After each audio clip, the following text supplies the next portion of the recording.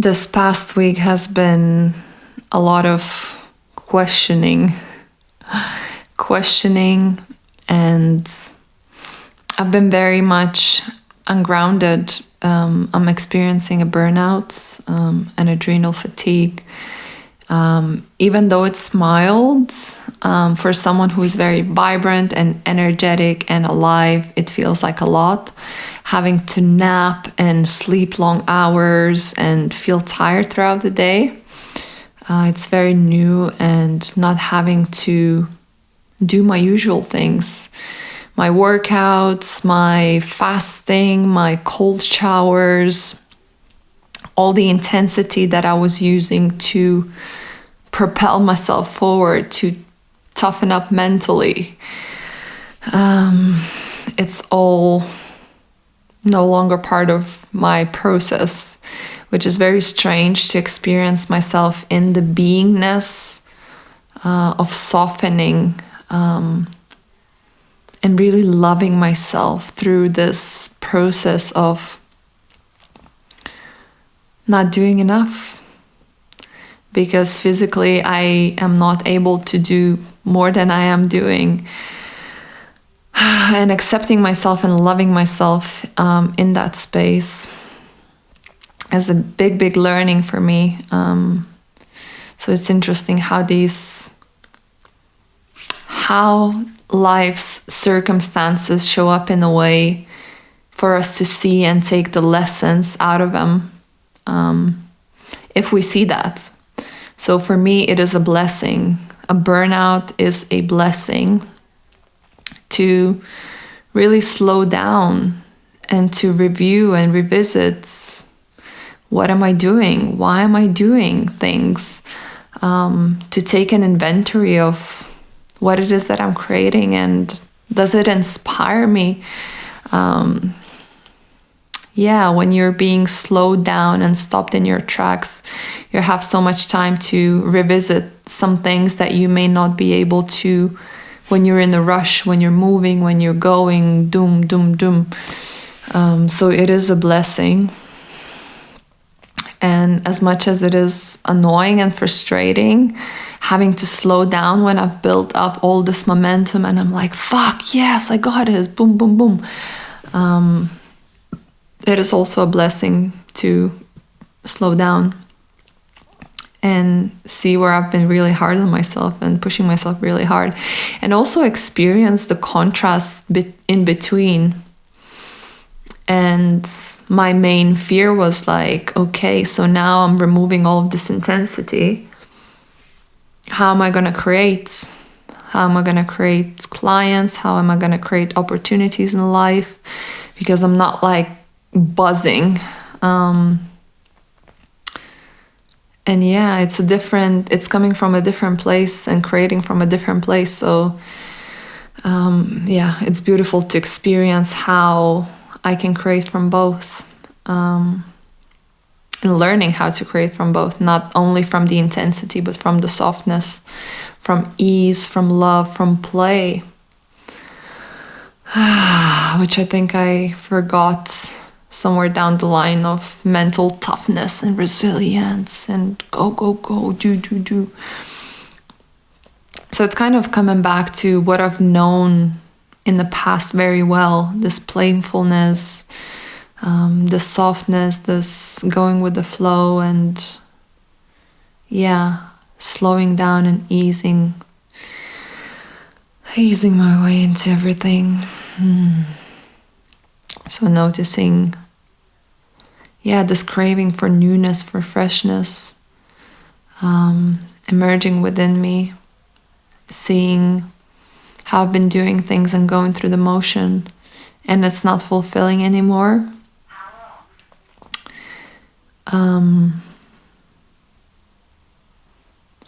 Appreciating the time that I have to slow down and review my life.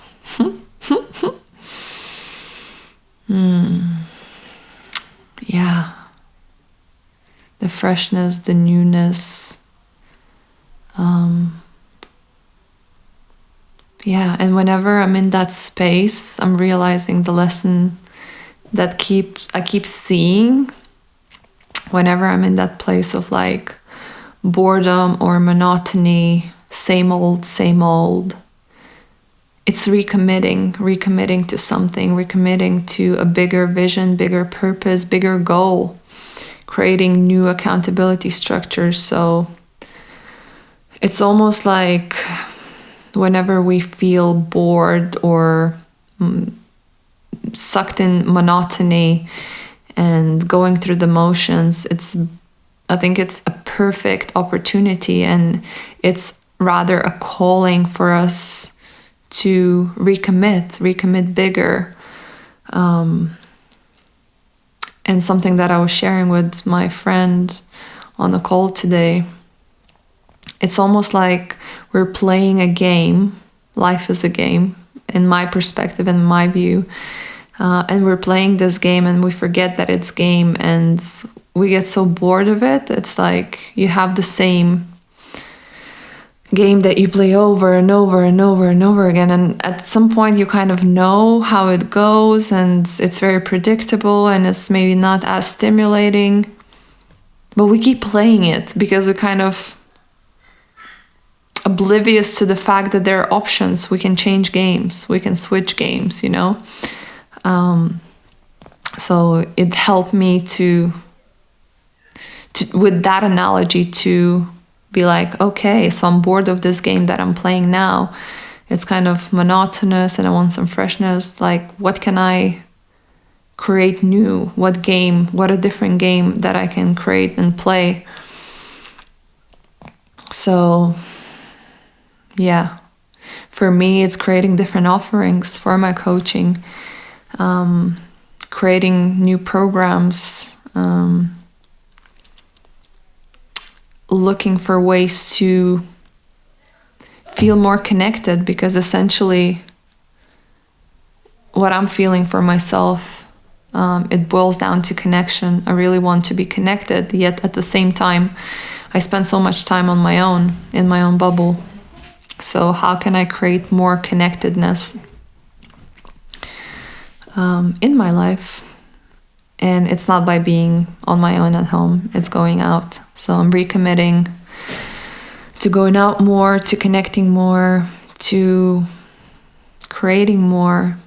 So me and my friend have just created a new accountability structure for each other, that we will spend 1 hour each day loving and serving people. No outcome, no goal, just that. So that's a fun game to play, right?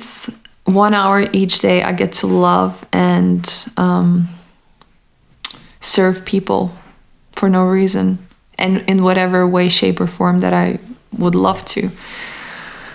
So that felt exciting. And then what came out of the conversation is co-creating a program together. That felt super exciting. And all of a sudden this aliveness began to resurface, this freshness, this newness that I was waiting for. And it's the same way they say inspiration is not something that you wait for. Inspiration comes when you're in action. So you first take action and then inspiration comes through. So what I'm learning here is the freshness, the newness doesn't come like I need to take action and then it comes. So everything comes from action, which we're so conditioned to believe that we just need to wait and the insight will come, the alignments will come, the opportunities will come, things will come, they will happen. So it's looking at life from the perspective of life is happening to us, as opposed to seeing it from the perspective of a creator, that I create inspiration, I create opportunities, I create newness and freshness. It's the skin in the game. Today, me and my friend were on a walk talking about skin in the game. So many different meanings. My nutritionist literally means skin in the game, being with your skin out in the sun. But it can also mean like having skin in the game, taking action. So yeah, beautiful realizations as I'm coming out of this weird couple of weeks and leading up to that as well. And I think for me the peace has come when I realized that I'm actually experiencing a burnout, and I was like, whoa. And when I acknowledged that and allowed myself to be in that space, my whole body relaxed, and I'm like, okay. So whereas before I was like, I'm going through something, I don't fucking know what that is, but it feels heavy, it feels draining, it feels tiring. And I was questioning everything, like something's wrong, something's not working, because I was feeling so sluggish and so drained and so unmotivated, until I realized that I was actually having a burnout. And it's okay to feel all these feelings. Okay, so I guess where it comes from is this experience of myself of always being happy and excited and energized, and then the week comes where I'm like completely out of the picture. And because I didn't know that I was experiencing an adrenal fatigue, I was thinking that something is wrong with how I live my life. Like all of a sudden nothing is enjoyable, and I'm not motivated. And those were just symptoms of the adrenal fatigue. So until I realized that, I was just making myself wrong for feeling all of that and questioning, and like, I need to change something, I need to leave, I need to go, I need to quit. And when I realized that I was just exhausted and I need to rest, I was like, okay, that makes sense. It makes sense to feel so unsettled in my mind when my whole nervous system is exhausted. So everything is connected. And then it made me think about how many people are going through life in this exhausted state, this constant tiredness, this fatigue, without knowing that it could be otherwise, because it all of a sudden became this baseline from which they operate. The reason I'm saying this is because I was there. I was there before I knew what optimal health was. I was there, and I thought that it was okay the way I was feeling, like this grogginess, tiredness, needing coffee to wake up. I thought that was fine, because I never experienced otherwise until I have. And now it just makes me think of the way I'm feeling now, which for me is unhealthy because I've pushed my nervous system over the edge, and I'm giving a lot of space for myself to recover.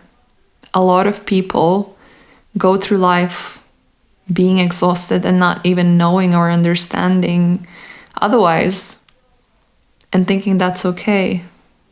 And probably even if recognizing,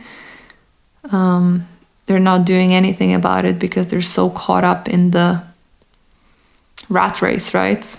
Until one day collapse and you're put into bed and you just have to do something about it.